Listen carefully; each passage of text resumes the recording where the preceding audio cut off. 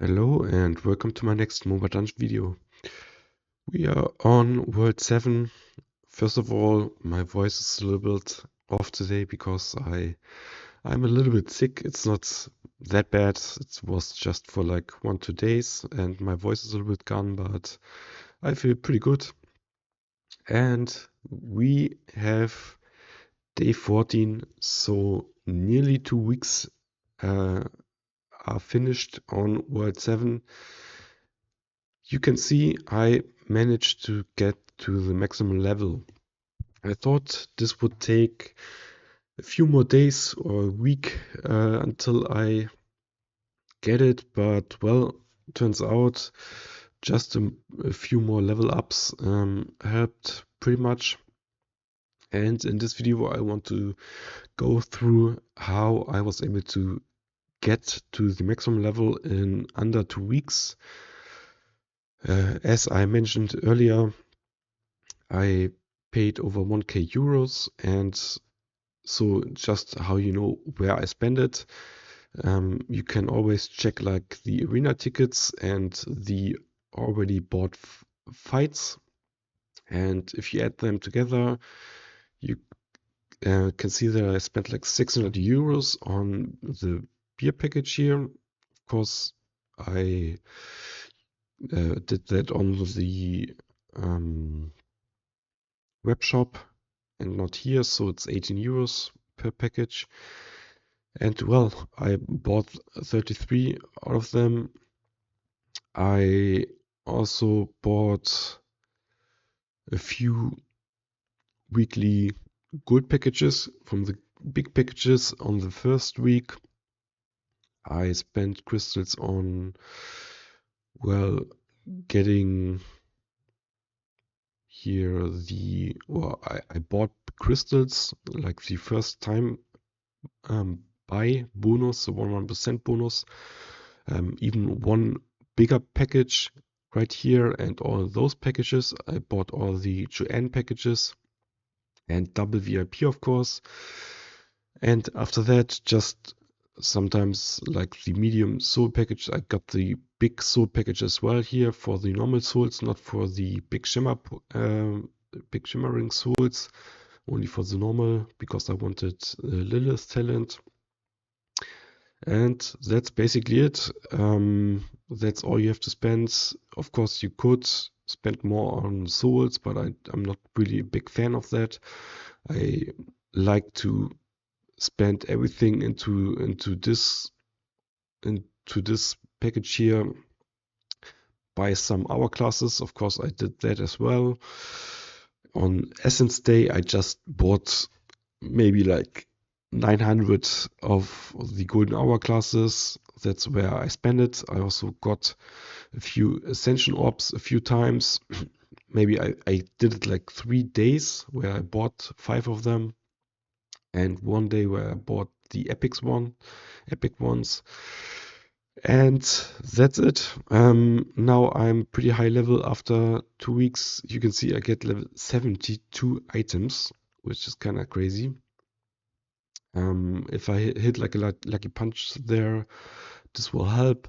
I already can farm pretty high level items. You can see I upgraded my first weapon to the maximum already. And this one is pretty big for Fidget.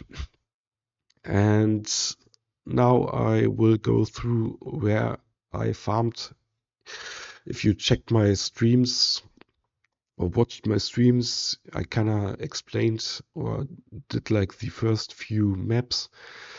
Basically, first map, rush, second map, rush to get 5 heroes. I bought the GM package before that, so I have the right heroes at the start. Then I fished for a Naga. I needed to buy like the 10 soul package and the medium soul package to get him because I was really unlucky to not get him. And then I cleared all the stars. I did not like rush through it. I did everything for the first time reward. It was good XP. I was always over leveled because I cleared everything right from the start. It's not like I only did like 1 star and went to the next one. And with the over leveling, I was able to clear the harder content then faster because I was just over leveled, of course. And the first dungeon where I farmed was not this 5d1. This is just because I wanted the breaker set farm spot later in the game, but it was 61. This was the first dungeon where I farmed for a while. The reason for that is this dungeon is pretty short. I was able to beat it, and I just wanted some equipment. Um, I pretty much played a few hours after this already, and I just wanted to break, so I went to auto farm this dungeon a little bit. Then I was able to equip a few items, and my next point was 71, where I also equipped up. It was nice because I had like 3 heroes who needed Goliath set. So if you play like Prellborg, for example, Thor and Black Skull Overlord, as I did, the early levels, this was my farming spot for a while. Then I rushed through. This was no problem at all here. Everything was fine. 81. You could farm 81 for higher level items as well, but I didn't this time. Then my next point was 9d1 for some Weaver items. And short after that, 92 already. Up to this point, when you buy the swords and you have the white heroes, this was like day 1 stuff. And I was always nearly close to farming this dungeon as well. Like you can see, this one is also a farmable dungeon. And at this point, I also started to clear the highest shadow world that I can. The reason for this is I wanted to have like a B2 level, and I think I was able to get to 3B1 or 3. I'm not even sure if I was able to do this one. No, I wasn't able to do this one. Yeah, I think it was 3B1 on 2 stars here, where I just was able to skip for Essence. Essence is like a bottleneck as well. And this is what I did. Always try to get the highest B stage on the Shadow World. Use some hour classes on this if I miss Essence. And my team was Black Skull Overlord for a long time, Thor, Joanne, and Rudolph. Also at this stage, I think around map 10, no, I think it was even later, like map 11, I was able to get Lilith. So well, I farmed quite a lot of time. Spent a lot of packages farming this dungeon at this point. And I was preparing for this dungeon here. It was not really that long, or I didn't need that long until I was able to, because I just over leveled here this map. I had like 70 heroes maybe already at this point, because I was able to spam Essence on Shadow Vault, so this was not really a big problem. So I rushed through this map. I was able to farm this dungeon then. This was a dungeon where I spent a lot of time, actually. After 92, this was the next big one because of the Celestial set and also Light Sword. And map 11 was pretty easy as well. You just play everything. I also leveled a few heroes here on 11-10 then later. And as well, I sometimes farmed on the Shadow World stages. I just went X3 here and farmed those stages. You don't get keys, but when you buy so many packages, you get a ton of essence here, so you don't need to use all the other classes. If you have more time, or well, you don't want only essence, it's why you buy more crystals. You could just skip with B stages and just farm the normal stages instead. But this was more time efficient for me. So I was able to rush here to map 12 and pretty easily farm 12D1 on medium at some point. And this is like the big gold dungeon. You have like 13 stages with monsters, you have chests and so on. So this is where you want to farm for all your gold. We had gold event on this weekend, on the first weekend. So I just spammed all the keys here. So I had like 3 million gold at this point and already leveled up all my heroes to like level 100 or so. And so I spent another 2 million on that day. It was a crazy gold spot. This is what you need to do. Farm this dungeon all over. And then with all the gold and upgrades, I was able to get to this dungeon here. This is where I found my Goliath set again. This is actually a dungeon where I farmed the most ones so far, I think, because you don't have that much musk at the end. At some point you will spend it all. And this was just a high level dungeon for me with Goliath set. You can see when you look at the weapons, for example, yeah, I have a lot of weapons out of these dungeons here. And yeah, also you can see 91 is also a big one. The celestial one, you can kind of see it there on the dungeon as well. So I was able to farm there, and this was all just waiting for the Mercy dungeon. If you are stuck somewhere, just farm, level up your heroes. Leveling up heroes is the most efficient way to just overcome a point where you are stuck, in my opinion. If you have like a decent hero comp who will work together, yeah, it's pretty easy. I also got Cornelius Prime when I got to map 14, I think. So this is how I was able to like clear this dungeon. I think I used Black Skull Mage here for this one in specific to clear it. So since you have like Rudolph Jan, for example, as epic heroes, you can always get a third one. And Black Skull Mage was really helpful here on this one. And I basically cleared 42 out of 48, so everything except the last two. You need to be able to clear everything here on 3 stars before you try this dungeon. That's just a general rule for me.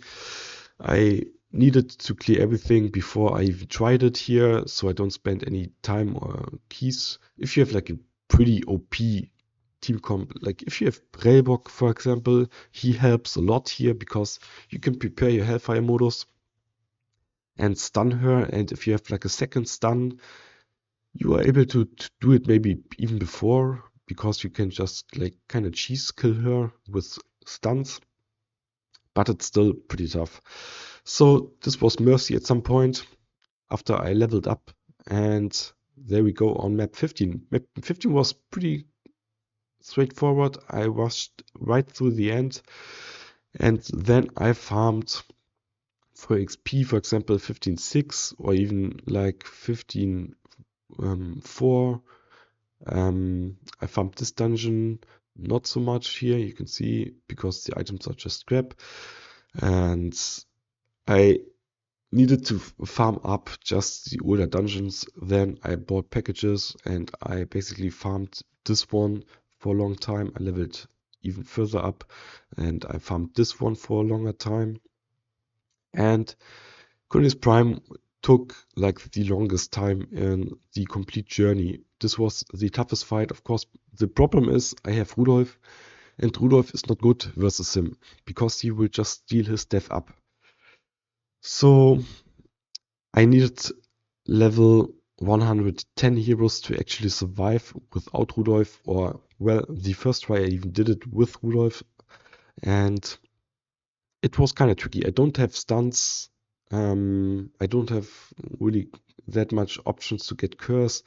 But you saw it on video. I finally did it then, and my clearing on medium and hard was actually just without Rudolph and Aqualon, and instead of Cornelius Prime I had Lilith, and no, I don't even have had Lilith. I think I had this team comp, and I didn't even need Cursed because I just had level 120 heroes.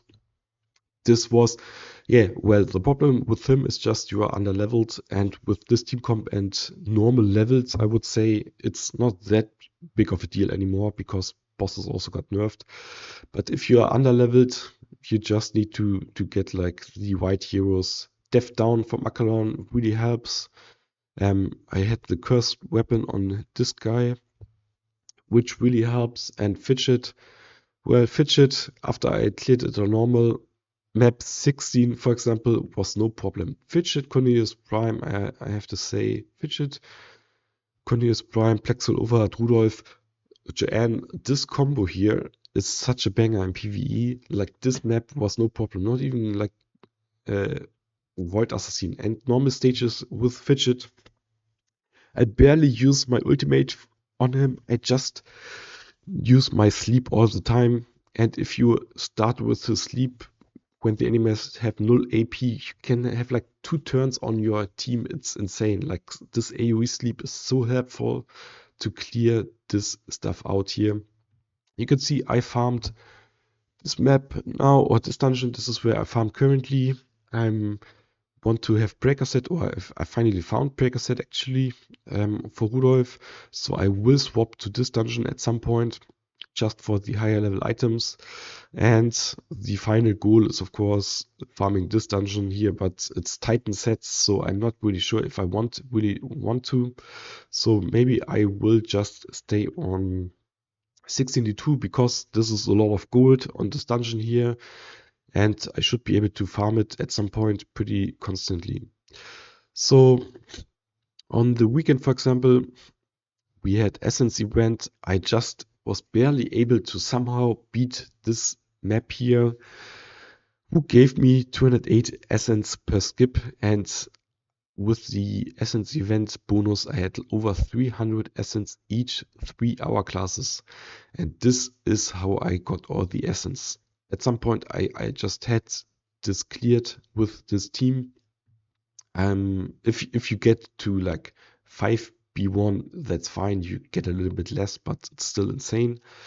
And basically, with all the saved up gold and the essence on all of this dungeon and like 900 hour classes, I never had essence problem. You can see my essence is nearly up to the next upgrade. It's more like a gold problem now.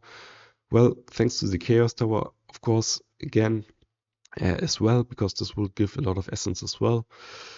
But this is just the loop. You farm gold, you farm dungeons, you get some items.